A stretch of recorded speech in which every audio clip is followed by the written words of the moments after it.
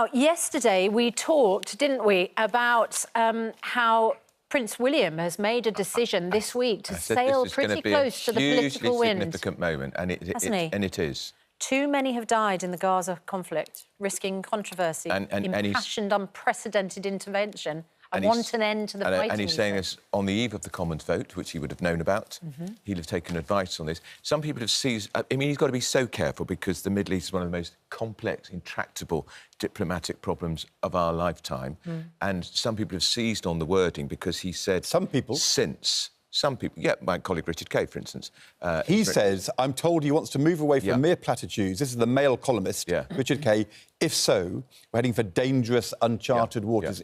Are these dangerous, uncharted waters? People are already seizing on the wording where he says, since October the 7th, there have been too many killings. People are saying, does that imply the only killings that he's concerned about are the ones Israel has inflicted on Gaza, as opposed to the October 7th massacre? But that's how people can see. Yeah, but it can be interpreted. But only if they're ignorant or mendacious. Yeah. Because he and his dad, Charles the King, both issued statements after October the 7th, expressing sympathy, with Israel. The moment you speak out, you're always going to be... I mean, look, this whole debate, you pull to one side or the other. Yeah. But the brave thing to do is to speak out.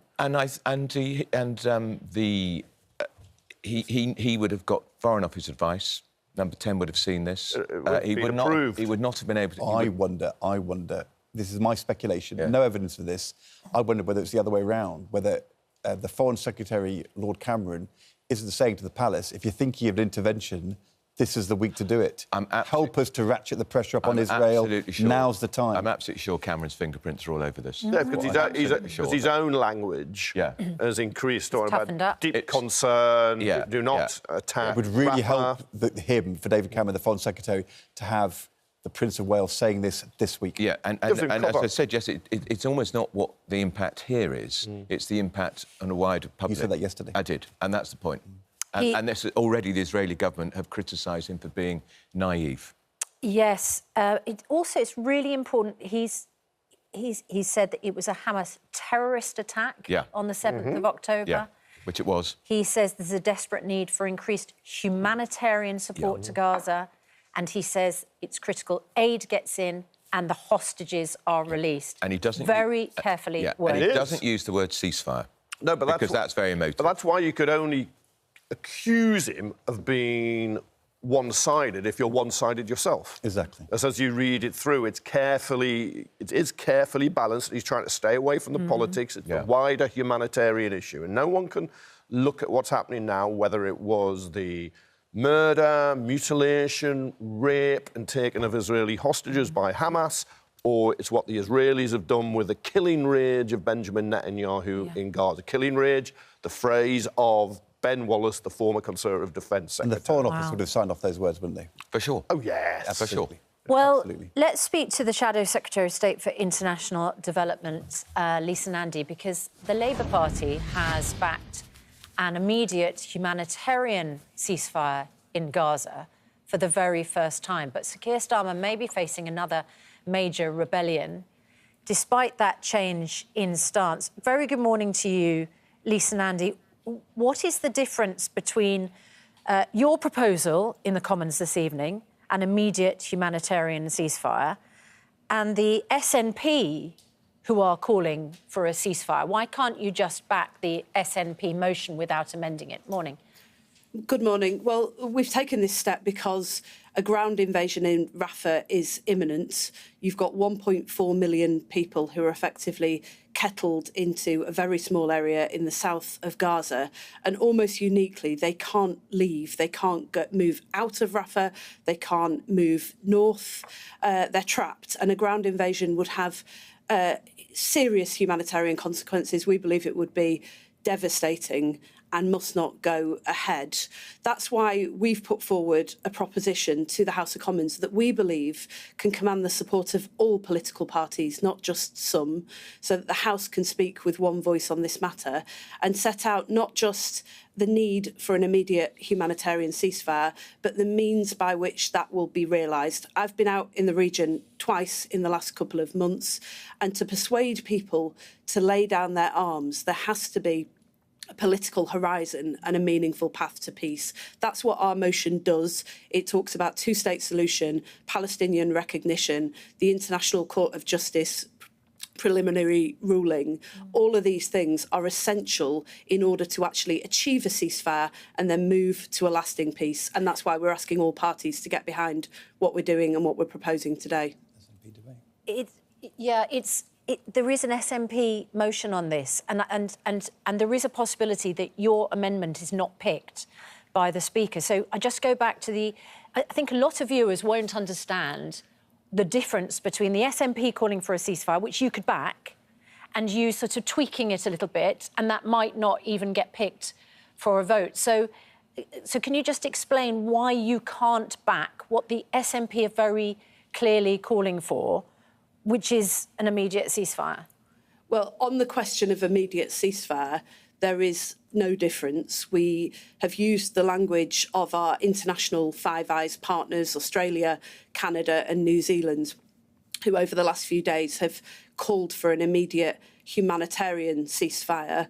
We think that adds weight to those calls, that the world is speaking with one voice as the ground invasion of Rafah is imminent and that it must be averted. But there are significant differences between our proposition and the SNP's. We are clear that any ceasefire must, by definition, be two-sided, that Israel can't be expected to lay down its weapons if Hamas doesn't observe the terms of that ceasefire. The SNP motion is vague, whether deliberately or otherwise, on that point, and we think it's extremely important that we send that message. But most importantly, because the SNP motion makes no mention of a political horizon and a pathway to peace. A ceasefire won't be achieved unless we can lay out a serious proposition, not just for our desire for a ceasefire and an end to the fighting, which we all want, but a serious, credible pathway in order to achieve it.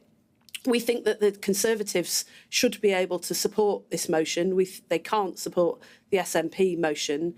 And what we're putting before the House is a chance to elevate this debate, to get away from party politicking and to take our eyes away from the situation in the UK firmly to the situation in Rafah and ensure that we speak with the international community and that the whole House speaks with one voice. That's what we're hoping to achieve today. This is clearly a evolving situation in the Middle East, but also in Labour policy. It was only a couple of weeks ago that Keir Starmer was refusing to use the language of ceasefire, and this is clearly a significant change.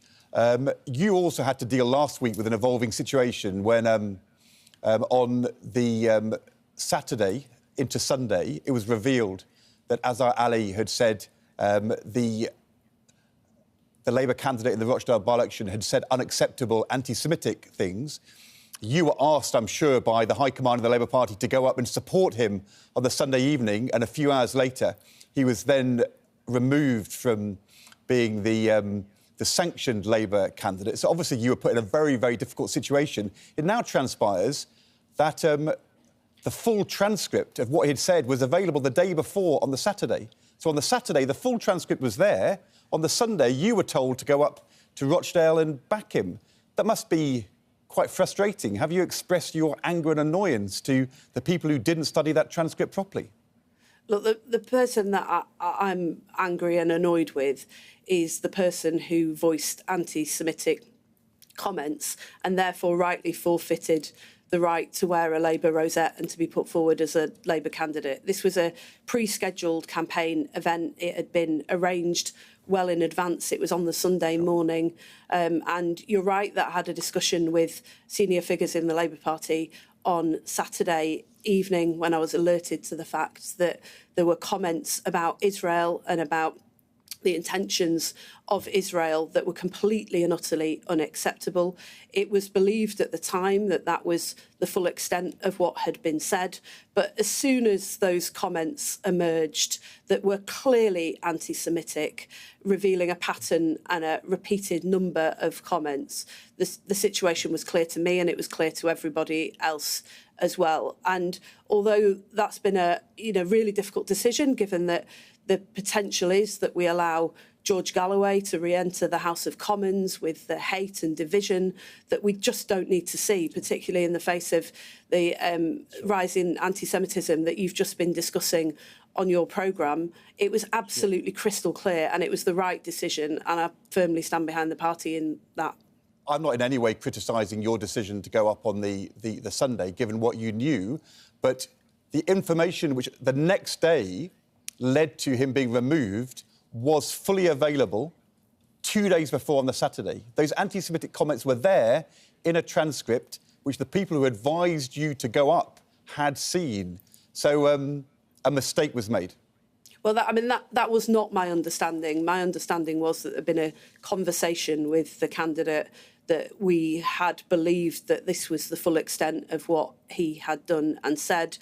In and of itself, it was completely and utterly unacceptable, and we've rightly taken a zero tolerance approach. We accept that people will sometimes say and do appalling things, but if you do make anti-Semitic comments, we've been clear that you have to lose the right to stand as a Labour candidate. It's a badge of quality of our candidates, and they deserve nothing less than to know that the people that we're putting forwards are people that can be trusted with, particularly given that we're just discussing these horrendous scenes that are emerging from the Middle East, the unfolding catastrophe there. We've taken a clear decision. It was a hard decision. It was an almost unprecedented decision, I think, to withdraw a candidate after nominations had closed in a by-election. But it was absolutely the right decision. And for me, the important thing is that we took that decision and that we're standing by it. OK, Lisa Nandy, thanks very much indeed. Thank you very much. Thank you.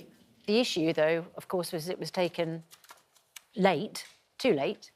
A shambles, a fiasco. And that there was already the information available where they could have made the decision. Yeah, because initially they were saying, oh, he was just peddling vile anti-Semitic, vile conspiracy theory. No, there was horrible anti-Semitism in what he said, and they had that information in front of them, and they made that front bencher, Lisa Nandy, stand on a platform with him and support him. But the feeling is if they had it and nobody read it. Now, the reason why they may have been lulled is because he had, as our ally, had a long record of working with Jewish MPs and others against anti-Semitism. Why wouldn't you read it? And so it was seen as being out of character, and he issued a grovelling apology. But it was wrong. I mean, look, they got it completely wrong. They did have a problem because they knew that if they withdrew at that point, then they left the thing clear for George Garraway, who is, a much worse candidate for the Jewish community.